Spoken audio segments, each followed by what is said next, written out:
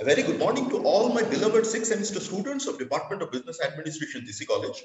I hope all of you are doing well. I also believe that you are all aware of the fact that your exam is knocking at the door.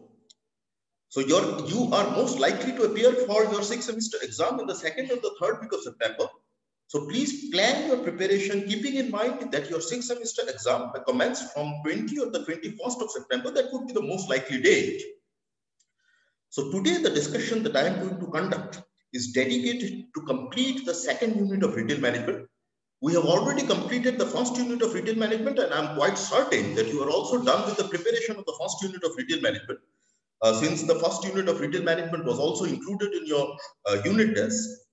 So today we will complete the second unit of retail management. Since the contents of each of the units of this subject is very small, therefore we can complete a particular unit in one discussion class itself. So of course you can understand that it is pertaining to marketing specialization paper. So it is relevant only for the marketing specialization students. So the second unit of retail management talks about retail formats. Now, why there is a question of formatting in retail? There is a question of retail format because of the fact that we can classify the retail formats on different bases. Now, two most common criteria for classifying the retail formats is based on ownership and based on the merchandise sold. So when we say that a retail format is classified based on ownership, then again, under that there are two broad sub-criteria. One can be considered as a retail format which are independently owned, and one can be considered as a retail format which are under a contractual agreement. Now, when we say that a retail format is independently owned, we are basically referring to those retail formats or those retail stores which are not dependent upon its preceding link or its succeeding link for its operation. What actually does that mean? It means that, say for example, if a company owns a retailer, it means that the company or the retailer is bound to sell the product of the company. Now here, there is a contractual agreement between the company and the retailer. Or you can say that if the retailer is dedicated to sell its products only to a fixed group of customers, then there is a contractual agreement between the retailer and the customer. But if it does not happen, then we will say that the retailer is independent of any sort of association with the preceding or the succeeding link. So when we say a retailer is independent or a retail store is independent, we basically mean that the retailer will decide what merchandise to keep. The retailer will decide when to open its stores. The retailer will decide when to close its stores. The retailer will also decide the location of the retail store. That basically does not happen in case of a contractual agreement. The contractual agreement can be in the form of franchise. The contractual agreement between the retailer and the company can be in the form of chain stores. So here there is a binding between the retailer with either the preceding link or with the succeeding link. We generally do not talk about the association between the retailer and the customers. We are basically more focused on how the retailer is associated with the manufacturer or how the retailer is associated with the distributor. Keeping this very fact in mind, I'm going to share the screen with you. Please pay attention.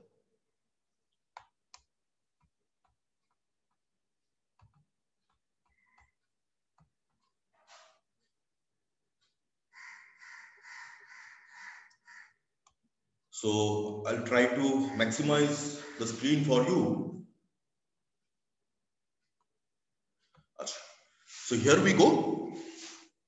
As I have told you that the retail formats can be classified on the basis of ownership or can be classified on the basis of merchandise. Okay, what actually does retail formats classified on the basis of merchandise sold mean? It means that a retail store may decide to keep a high variety of product, or the retail store may decide to keep a single category of product in huge volume.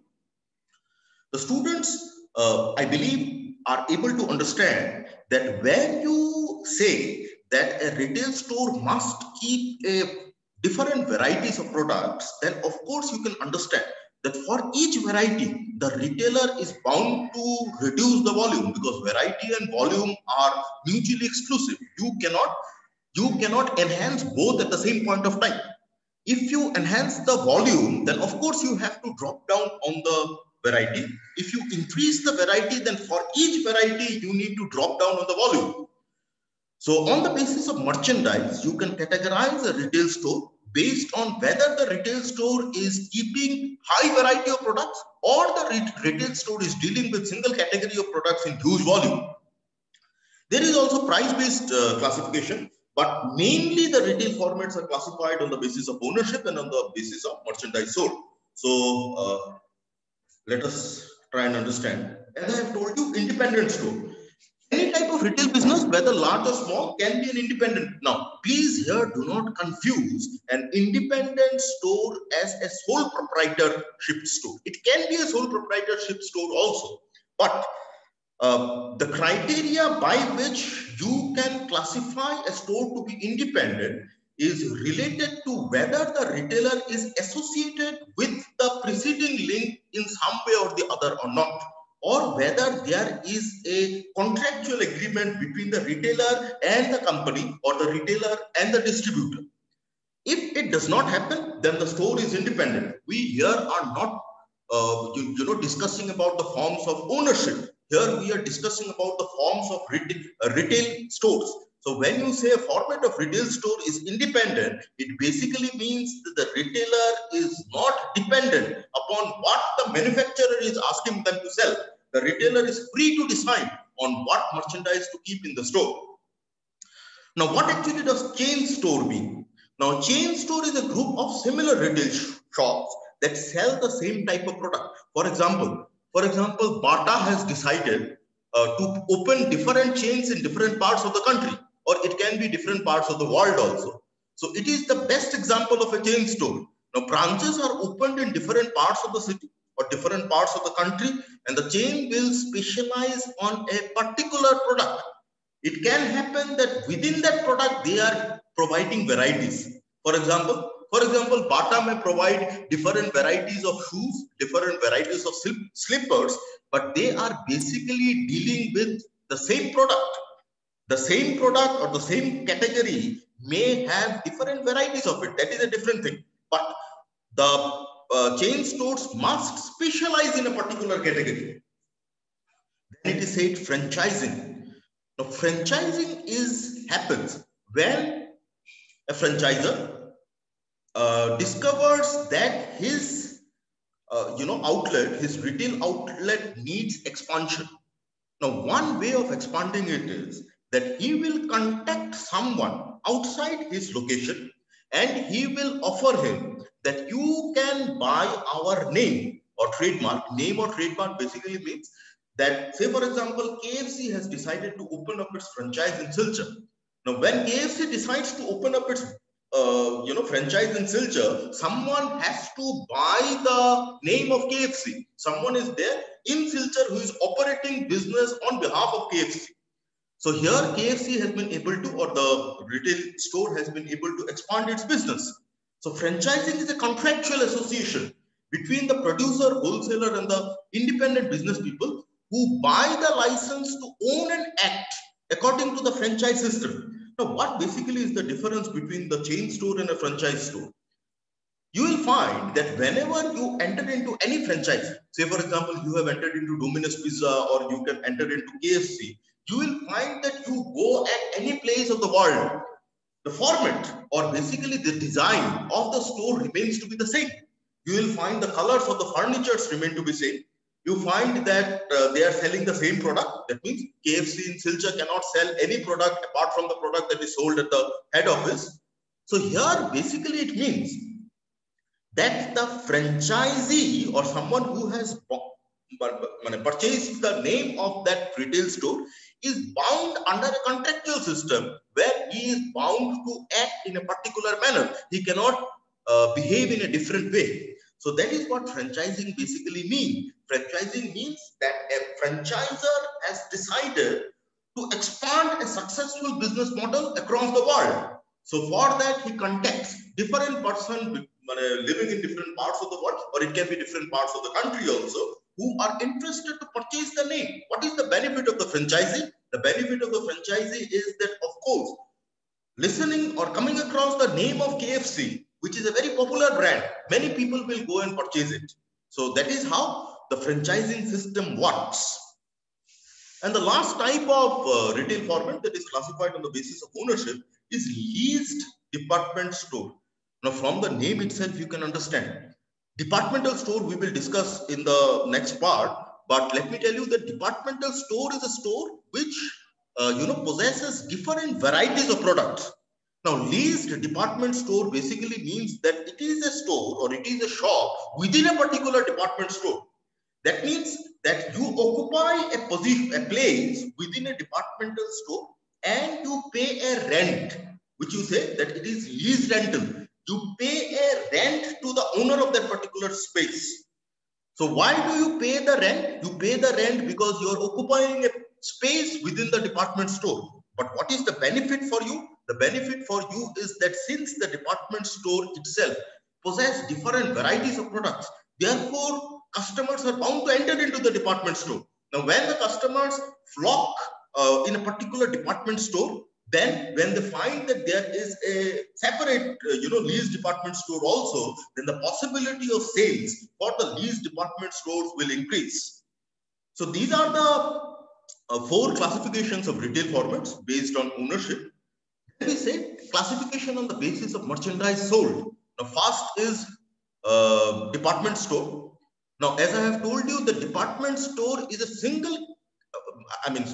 specialty store is a single category store. Now, we will discuss about specialty store. Specialty store means a store which is specializing in a particular category of product. But this does not happen in case of a department store. Department store will specialize in varieties of products or different categories of products. So the items may include groceries, clothes, medicines. Of course, you need to understand that when a department store is dealing with so many products, the space occupied by the department store will also be large.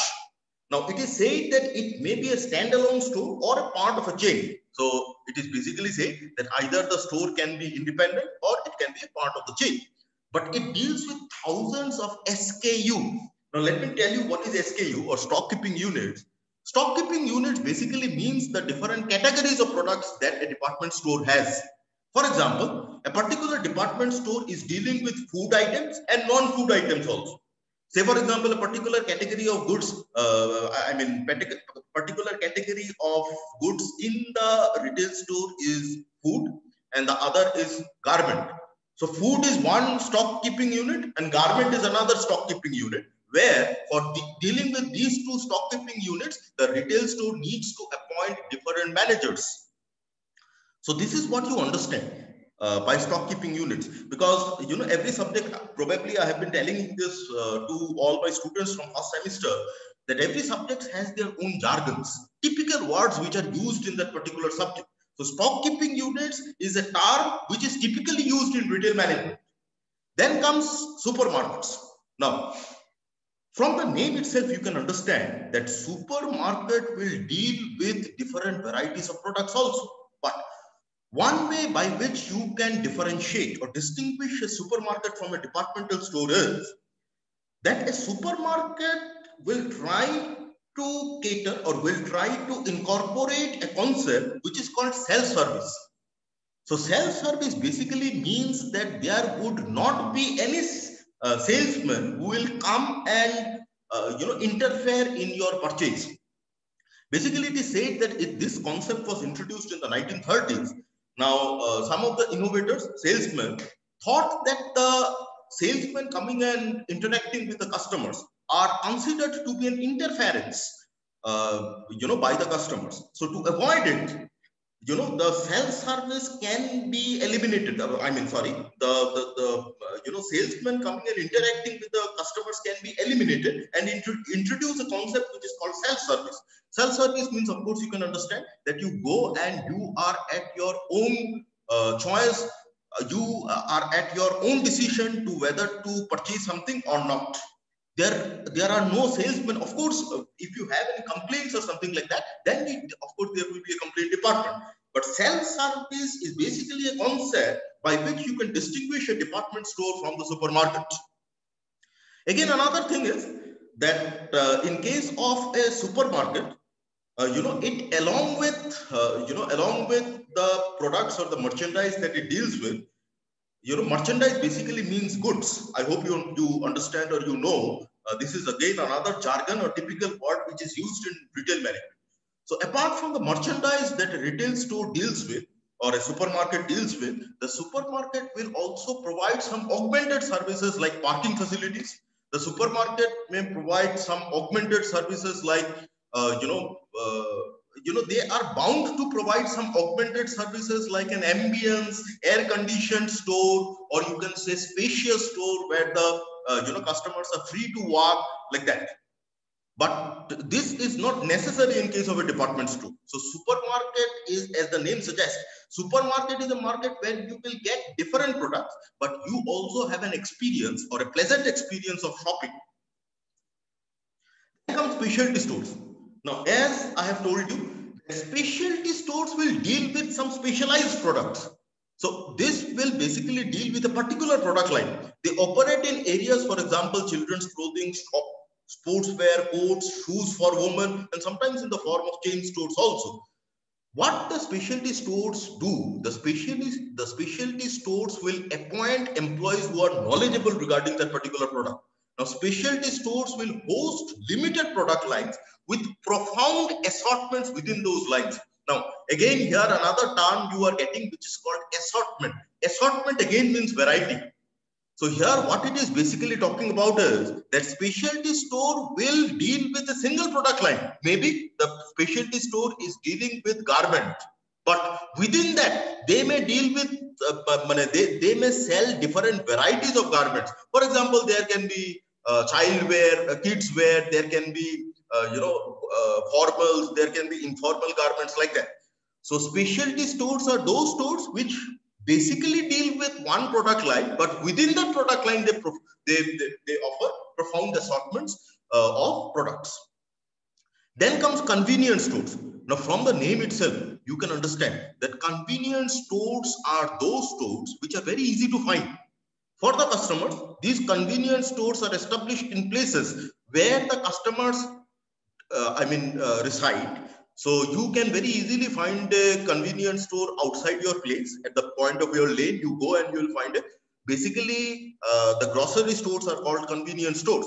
Now, convenience stores are small and carry a narrow line of everyday sold convenience products. So the products that the convenience stores are selling are basically those which we use for everyday use.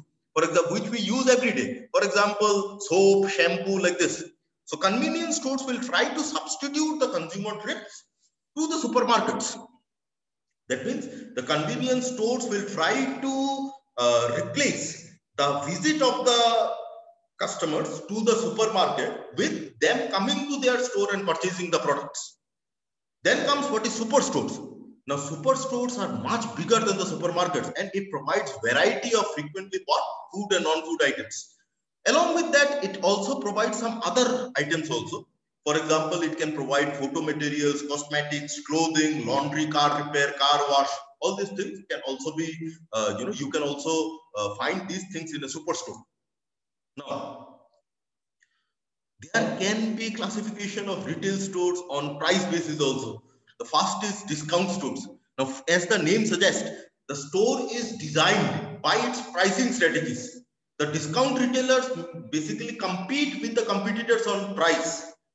There can be 20% reduction in the price below MRP. So this is also known as bazaar format. So they will try to attract the bargain hunters. Who are bargain hunters? Bargain hunters are those who enter into a shop and they bargain.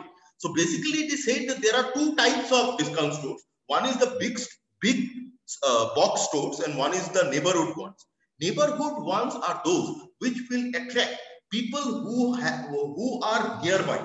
That means they seek accessibility near their home.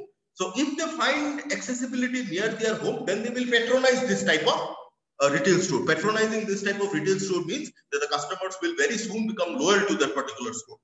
In contrast, the customers who have cards and love shopping trips, moving to a particular destination and purchase, for them there are the first type of store, which is called big box store. Anyways, both the types of stores will basically deal with discounting the price of a particular product below the MRP and attracting the customers, because this is basically a retail format which is classified on the basis of price. Then comes category killers. Now, what do you actually mean by category killers? Now, category killers is a specialty store. The specialty store that we have studied earlier is basically a specialty store, but this particular specialty store is also a discount store. That means it is also discounting the price of a particular product. Now, the format refers to a specialty store or a category specialist, which is very large, but is wedded to discounting and dominates the product category. Why it basically is named as category killer? It is named as category killer because, say for example, it deals with a particular variety of product. For example, it deals with garment. Now, since it is dealing with a particular variety of product, therefore it is very easy for the employees to specialize in that particular product. If it had dealt with different varieties, it would have been very difficult for the employees to specialize in different varieties. One variety you can easily specialize. Again, another thing is that you can easily get the supply of the product from the suppliers, because the supplier knows that this is the variety of product that the retail store would be seeking. So therefore, because of all this competitive advantage, the category killers can easily drop down the price of the product and sell it to the customers. Now, when they drop down the price of the product and sell it to the customers are attracted to come and purchase the product. So this is what category killers mean. So it is also based on price. This is also a retail format which is based on price. Then comes hypermarket or mega market. Now, hypermarkets are generally multi-category discount stores. Now, it is said that it is a discount store, but here there are different categories. Now, you can say that it is a supermarket. It is basically a supermarket which is also a discount store. Now, if such a store exists in your locality, what you will generally do is you will find a convenient time. It may be a weekend, it may be an off day where you visit along with your whole family to that particular discount store. So typically it is attracting customers along with their family to that particular discount store. It covers a very large floor area. Of course, the catchment area is large, and that's why it is providing a pleasant shopping experience to the customers too. Now, there can be non-store retail also. From the name itself, you can suggest that non-store retail does not need a retail facility. So non-store retail happens outside the confines of a retail facility. So it is a generic term which is describing retailing taking place outside the shops and the service. Now, this can be in the form of direct selling. Now, direct selling is the provision of personal contact between the consumer and the seller. One type of direct selling can be door to door. Another type of direct selling can be home sale. Now, door to door basically means that the selling is done over phones, letters. The contact is made between the seller and the customer over phones and the letters. Now, home to home basically, selling basically means that the seller will approach at your home and they will, try to convince you or push a particular product to you. So this is what direct selling means. So direct selling does not use a retail facility or a store facility. It is beyond a store facility. So there may be a confusion between direct selling and direct marketing also. Now, direct marketing is considered to be a system or an approach to marketing. It is a promotional tool. So direct marketing does not at the first go, direct marketing does not sell the product. Rather, it tries to formulate generate a response from the customers. It tries to formulate a long-term relationship with the customers. Then comes automated vending selling machines. Now, in India, probably the vending machines only offer few products like coffee, tea, like that. We do not know, we only understand vending machines in terms of coffee, tea, and all those products. But if you go outside, you will find that the vending machines will deal with newspapers, candy. You press a button of a vending machine, and there will be chocolates coming out. You press a button of a vending machine, and there is a newspaper of that particular day's newspaper will come out. So automated vending selling machines does not only deal with coffee and tea as we understand, or soft drinks as we understand, but it can deal with other varieties of products also. You can understand that a vending machine does not need a store. It can be located at any place. There is no fixed location, and you need not enter into a store, and you need not go through the different products. Rather, you know that from the vending machine, this is the product that the vending machine will provide. If you want it, you can go and approach the vending machine. You give the money to the, you insert the money to the vending machine, and the product that you desire will come out. Then comes internet retailing. Now, this is a retail format in which the retailers will communicate with the customers over internet. So you can of course understand. Another jargon that is over here used is bricks and mortar business. Bricks and mortar business basically means a physical store. So this is a term which is very newly introduced, newly coined. Bricks and mortar means a store which is a store located in a particular place, a physical store. Apart from bricks and mortar, what is the other type of store? The other type of store is called internet store. Of course, all of you must be aware of how Amazon has been, prospering, thriving in the business over the last few years. So, as a means of expanding the existing market share and entering into the new markets and taking customer relationship to a new and unprecedented level, e-business or internet retailing is been an unparalleled tool. Okay. Now, when you are studying retail, you need to know some topics, but students always have a tendency that what is there in the syllabus we will study, what is not there in the syllabus we will not study. But let me tell you that, as I have told you, that the contents of each of the unit is so small that probably I believe that students need to study little bit beyond the syllabus also. So these are the things that you please prepare. What actually does organized retail mean? What actually does unorganized retail means, and the difference between the organized and the unorganized retail. Since it is not there in the syllabus, I have not included in my notes, or I have not included in my presentation. I give this onus, this responsibility in your shoulder, that you please prepare these three things. And I hope we will meet soon. So when we meet soon, we can have a discussion on that. Anyways, thank you very much.